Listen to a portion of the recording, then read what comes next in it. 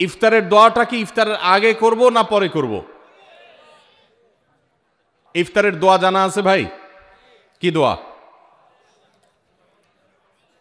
আমরা একটা দোয়া কমন জানি বাংলাদেশে মানুষ, সেটা হলো আল্লাহুম্মা লাকা সুমতু আলা রিজকিকা আফতারতু। এটাও হাদিসে বর্ণিত হয়েছে, কিন্তু হাদিসের সনদ নিয়ে অনেকে কোনোটা নিয়ে আলাপ তুলেছেন, প্রশ্ন তুলেছেন। আল্লাহুম্মা লাকা সুমতু মানে হলো, হে আল্লাহ, আপনার উদ্দেশ্য রোজা রেখেছি, ওয়া আলা রিজকিকা আফতারতু, এবং আপনার দেওয়া রিজিক দিয়ে ইফতার করেছি। আর ইফতারের আরেকটা দোয়া হলো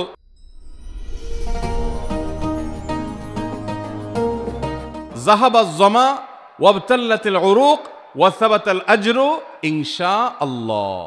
এটা একটা দোয়া। যদি এগুলো দোয়ামূলক নয়, আমরা দোয়া বলছি, এটা মূলত আল্লাহর কাছ থেকে একটা প্রত্যাশা। এর অর্থ হলো যাহাবাজ জামা, আমার পিপাসা দূর হয়ে গেছে। ওয়াবতাল্লাতিল উরুক, আমার শিরা উপশিরাগুলো সব সিক্ত হয়ে গেছে।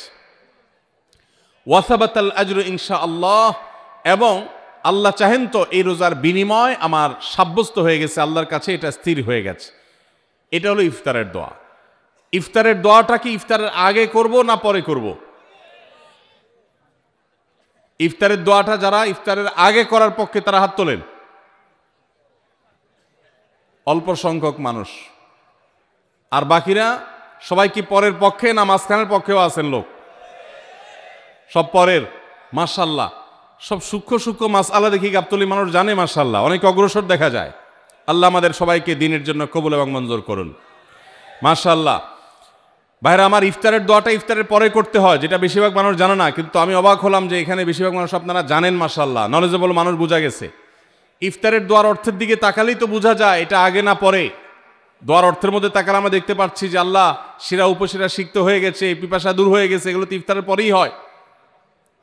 অবশ্য আমি অর্থ আগে বলে দিছি, সেটা দেখে হয়তো আপনারা অনেকে বুঝে ফেলছেন, মাশাআল্লাহ।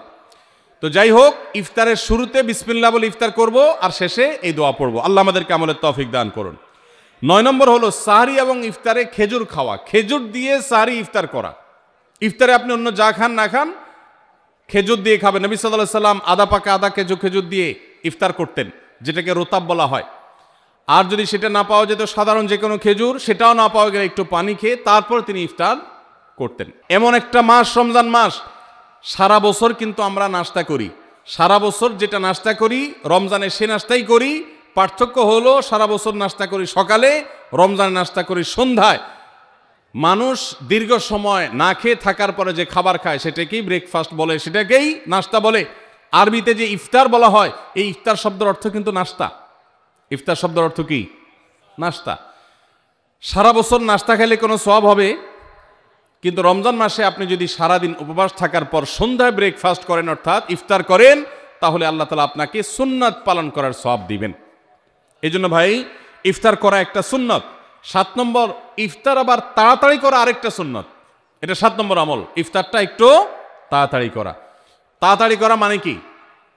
সূর্য ডুবার 2-4 মিনিট আগে। কি বলেন? তাহলে তাড়াতাড়ি কেমনে হলো? তাড়াতাড়ি মানে হলো সূর্য ডুবার সাথে সাথে করা, বিলম্ব বা দেরি না করা। নবী করিম সাল্লাল্লাহু আলাইহি ওয়াসাল্লামের ওই হাদিস আবারও আমরা স্মরণ করি। তিনি বলেছেন, লা ইয়াজালুন নাসু বিখাইরিন মা আজ্জালুল ফুতুর ওয়া আখারুস সুহুর। এই মানুষ, এই উম্মত ততদিন কল্যাণের উপরে প্রতিষ্ঠিত থাকবে যতদিন তারা ইফতার তাড়াতাড়ি করবে আর সাহরি দেরিতে করবে। ইফতার তাড়াতাড়ি করা এর মানে হলো সূর্য ডুবছে আর দেরি করবেন না।